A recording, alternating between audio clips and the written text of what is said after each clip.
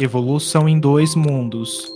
10º livro da coleção A Vida no Mundo Espiritual. Ditado pelo espírito André Luiz e psicografado pelos médiuns brasileiros Francisco Cândido Xavier e Valdo Vieira, em 1958 e publicado em 1959. Parte 1, capítulo 12, Alma e Desencarnação. Metamorfose e desencarnação. Atuando os acontecimentos da desencarnação, é importante recorrer ainda ao mundo dos insetos para lembrar que, se existem aqueles de metamorfose total, existem os de metamorfose incompleta, os hemimetábolos, cuja larva sai do ovo e se converte imediatamente no indivíduo, sem passar pela fase pupal, a feição dos malófagos, desprovidos de asas, embora possuam um aparelho bucal triturador, apresentando características singulares. No capítulo da transfiguração, em todas as ordens nas quais se subdividem os insetos, de algum modo, exprimem o desenvolvimento da metamorfose que lhes marca a existência, a escala de fenômenos que vige para a desencarnação dos seres de natureza superior. Em relação ao homem, os mamíferos que se ligam a nós outros por extremos laços de parentesco, em se desencarnando, agregam-se aos ninhos em que se lhes desenvolvem os companheiros e, qual ocorre entre os animais inferiores, as múltiplas faixas evolutivas em que se escalonam, não possuem pensamento contínuo para a obtenção de meios destinados à manutenção de nova forma. Encontram-se, desse modo, aquém da histogênese espiritual, inabilitados a mais amplo equilíbrio que lhes asseguraria ascensão a novo plano de consciência.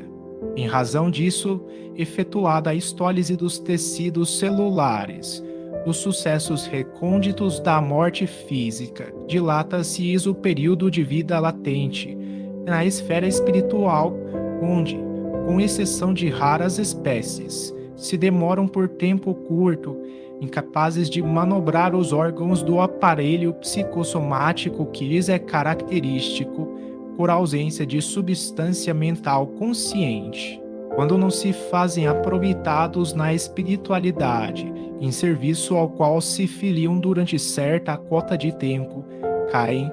quase sempre de imediato à morte do corpo carnal, em pesada letargia, semelhante à hibernação, acabando automaticamente atraídos para o campo genésico das famílias a que se ajustam, e tomando o organismo com que se confiarão a nova etapa de experiência, com os ascendentes do automatismo e do instinto que já se lhes fixaram no ser e sofrendo, naturalmente, o preço hipotecável aos valores decisivos da evolução. Além da histogênese, através desse movimento incessante da palingenesia universal, o princípio inteligente incorpora a experiência que é necessária, estagiando no plano físico e no plano extrafísico, recolhendo, como é justo, a orientação e o influxo das inteligências superiores em sua marcha laboriosa para mais elevadas aquisições. Pouco acima dessas mesmas bases, vamos encontrar o homem infraprimitivo, na rusticidade da furna em que se esconde, surpreendido no fenômeno da morte, ante a glória da vida, como criança tenra e deslumbrar à frente de paisagem maravilhosa, cuja grandeza, nem de leve, pode ainda compreender. O pensamento constante ofereceu-lhe a precisa estabilidade para a metamorfose completa. Pela persistência e consistência das ideias, adquiriu o poder de integrar-se mentalmente para além da histogênese em seu corpo espiritual, arrebatando-o com a alavanca da própria vontade que a indagação e o trabalho enriqueceram para novo estado individual. Acariciada pelo bafejo edificante dos condutores divinos que lhe acalentam a marcha, a criatura humana dorme o sono da morte, mumificando-se na cadaverização, como acontece à pulpa, e segregando substâncias mentais à base de impulsos renovadores, tanto quanto certas crisálidas que segregam um líquido especial que lhes facilita a saída do próprio casulo, a alma que desencarna, fim do processo histolítico das células que construíam o carro biológico e fortificado o campo mental em que se lhe novelaram os novos anseios e as novas disposições, logra desvencilhar-se mecanicamente dos órgãos físicos, agora imprestáveis, realizando, por avançado automatismo, o trabalho histogenético pelo qual desliga as células sutis do seu veículo espiritual dos remanescentes celulares do veículo físico, arrojado à queda irreversível, agindo agora com a eficiência e a segurança que as longas e reiteradas recapitulações lhe conferiram. O selvagem desencarnado. Entretanto, o homem selvagem, que se reconhece dominador na hierarquia animal, cruel habitante da floresta, que apura a inteligência através da força e da astúcia na escravização dos seres inferiores que se lhe avizinham da caverna, desperta fora do corpo denso, qual menino aterrado, que, em se sentindo incapaz da separação para arrostar o desconhecido, permanece tímido ao pé dos seus, em cuja companhia passa a viver, noutras condições vibratórias, em processos multifários de simbiose, ansioso por retomar a vida física que lhe surge à imaginação como sendo a única abordável à própria mente. Não dispõe, nessa fase, de suprimento espiritual que o ajude a pensar em termos diferentes da vida tribal em que se apoia. O espetáculo da vastidão cósmica perturba-lhe o olhar e a visita de seres extraterrestres, mesmo benevolentes e sábios, infunde-lhe pavor, criando-se à frente de deuses bons ou maus, cuja natureza ele próprio se incumbe de fantasiar na exiguidade das próprias concepções. Acuado na choça, onde a morte lhe furtou o veículo físico, respira a atmosfera morna em que se acasalam os seus herdeiros do sangue, para somente ausentar-se do reduto doméstico quando a família se afasta, instada por duras necessidades de subsistência e de asilo. E o homem primitivo que desencarnou, suspirando pelo devotamento dos pais e, notadamente, pelo carinho do colo materno, expulso do vaso fisiológico, não tem outro pensamento senão voltar ao convívio revitalizante daqueles que usam a linguagem e comungam os interesses. Monoideísmo e reencarnação. Ressurgir na própria taba e renascer na carne, cujas exalações lhe magnetizam a alma, constituem a aspiração incessante do selvagem desencarnado. Estabelece-se nele o monoideísmo pelo qual os outros desejos se esnaecem no íntimo. Pela oclusão de estímulos outros, os órgãos do corpo espiritual se retraem ou se atrofiam por ausência de função e se voltam instintivamente para a sede do governo mental, onde se localizam, ocultos e definhados, no fulcro dos pensamentos em circuito fechado sobre si mesmo, quais implementos potenciais do germe vivo entre as paredes do ovo. Em tais circunstâncias, se o monoideísmo é somente reversível através da reencarnação, a criatura humana desencarnada, mantida a justa distância, lembra as bactérias que se transformam em esporos quando as condições de meio se lhes apresentam inadequadas, tornando-se móveis e resistindo admiravelmente ao frio e ao calor, durante anos, para regressarem ao ciclo de evolução que lhes é peculiar, tão logo se identifiquem, de novo, em ambiente propício. Sentindo-se em clima adverso ao seu modo de ser, o homem primitivo, desenfaixado do envoltório físico, recusa-se a um movimento na esfera extrafísica, submergindo-se lentamente na atrofia das células que tecem o corpo espiritual por monoideísmo auto-hipnotizante provocado pelo pensamento fixo depressivo que define o anseio de retorno ao abrigo fisiológico. Nesse período, afirmamos habitualmente que o desencarnado perdeu o seu corpo espiritual, transubstanciando-se num corpo ovoide, o que ocorre, aliás, há inúmeros desencarnados outros em situação de desequilíbrio, cabendo-nos notar que essa forma, segundo a nossa maneira atual de percepção, expressa o corpo mental da individualidade a encerrar consigo, conforme os princípios ontogenéticos da criação divina, todos os órgãos virtuais de exteriorização da alma dos círculos terrestres e espirituais, assim como o ovo, aparentemente simples, guarda hoje a ave poderosa de amanhã, ou como a semente minúscula que conserva nos tecidos embrionários a árvore vigorosa em que se transformará no porvir. Ver o livro Libertação de André Luiz, capítulos 6 e 7, página 84 e seguintes. Forma carnal. Todavia, assim como o germe para desenvolver-se no ovo precisa aquecer-se ao calor da ave que o acolha maternalmente ou do ambiente térmico apropriado,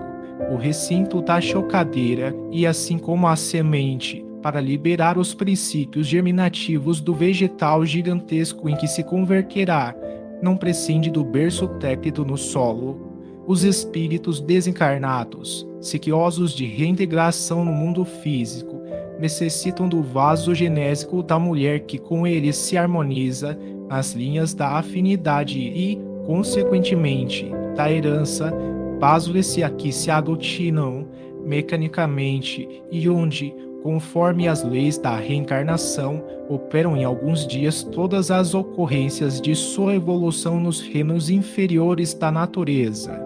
assimilando recursos orgânicos com o auxílio da célula feminina, fecundada e fundamentalmente marcada pelo gene paterno. A mente elabora, por si mesma, novo veículo fisiopsicossomático, atraindo para os seus moldes ocultos as células físicas a se reproduzirem por cariocinese de conformidade com a orientação que lhes é imposta, isto é, refletindo as condições em que ela, a mente desencarnada, se encontra. Plasma-se, desse modo, com a nova forma carnal, novo veículo ao espírito, que se refaz ou se reconstitui em formação recente entretecido de células sutis, veículo este que evoluirá igualmente depois do berço e que persistirá depois do túmulo. Desencarnação natural. Por milênios consecutivos, o homem ensaia a desencarnação natural, progredindo vagarosamente em graus de consciência após a decomposição do corpo somático, recordando as anteriores comparações com o domínio dos insetos. A matriz uterina oferece novas formas e, assim como a larva se alimenta, assegurando a esperada metamorfose, a alma avança em experiência, enquanto no corpo carnal, adquirindo méritos ou deméritos, segundo a própria conduta e entregando-se em seguida o fenômeno da morte ou estólise do invólucro de matéria física, a pausa imprescindível nas próprias atividades, o hiato de refazimento, que pode ser longo ou rápido, para ressurgir pela histogênese espiritual, senhoreando novos órgãos e implementos necessários ao seu novo campo de ação, demorando-se nele à medida dos conhecimentos conquistados na romagem humana. É assim que a consciência nascente do homem pratica as lições da vida, o plano espiritual, pela desencarnação ou libertação da alma, como praticou essas mesmas lições da vida no plano físico, pelo renascimento ou internação do elemento espiritual na matéria densa, evoluindo, degrau a degrau, desde a excitabilidade rudimentar das bactérias até o automatismo perfeito dos animais superiores em que se baseia o domínio da inteligência. Revisão das experiências. De liberação a liberação, na ocorrência da morte, a criatura começa a familiarizar-se com a esfera extrafísica. Assim como recapitula os primeiros dias da existência intrauterina, o processo reencarnatório,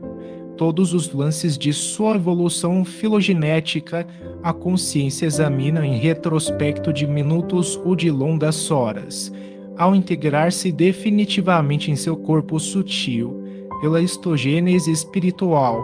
durante o coma ou a cadaverização do veículo físico, todos os acontecimentos da própria vida, os prodígios de memória a que se referem os desencarnados quando descrevem para os homens a grande passagem para o sepulcro. É que a mente, no limiar da recomposição de seu próprio veículo, seja no renascimento biológico ou na desencarnação, revisa automaticamente e de modo rápido todas as experiências por ela própria vividas, imprimindo magneticamente as células, que se desdobraram em unidades físicas e psicossomáticas, no corpo físico e no corpo espiritual, as diretrizes a que estarão sujeitas, dentro do novo ciclo de evolução em que ingressam. Acresce lembrar, ainda como nota confirmativa de nossas asserções, que, esporadicamente,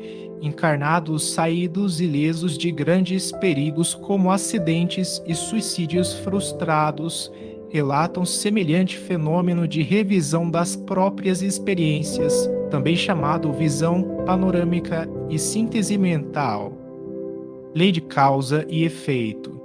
Encetando, pois, a sua iniciação no plano espiritual, de consciência desperta e responsável, o homem começa a penetrar na essência da lei de causa e efeito, encontrando em si mesmo os resultados enobrecedores ou deprimentes das próprias ações. Quando dilacerado e desditoso, grita a própria aflição ao longo dos largos continentes do espaço cósmico, reunindo-se a outros culpados do mesmo jaz, com os quais permuta os quadros inquietantes da imaginação em desvario, descendo o plasma sutil do pensamento contínuo e atormentado, as telas infernais em que as consequências de suas faltas se desenvolvem, mediante as profundas e estranhas fecundações de loucura e sofrimento que antecedem as reencarnações reparadoras. Contudo, é também aí que começa, sobrepairando o inferno e o purgatório do remorso e da crueldade, da rebelião e da delinquência, o sublime apostolado dos seres que se colocam em harmonia com as leis divinas. Almas elevadas e heróicas que, se agrupando intimamente, tocadas de compaixão pelos laços que deixaram no mundo físico, iniciam, com a inspiração das potências angélicas, o serviço de abnegação e renúncia com que a glória e a divindade do amor edificam o império do sumo bem, o chamado céu, de onde vertem mais ampla luz sobre a noite dos homens. Pedro Leopoldo, Minas Gerais, Brasil, 9 de março de 1958.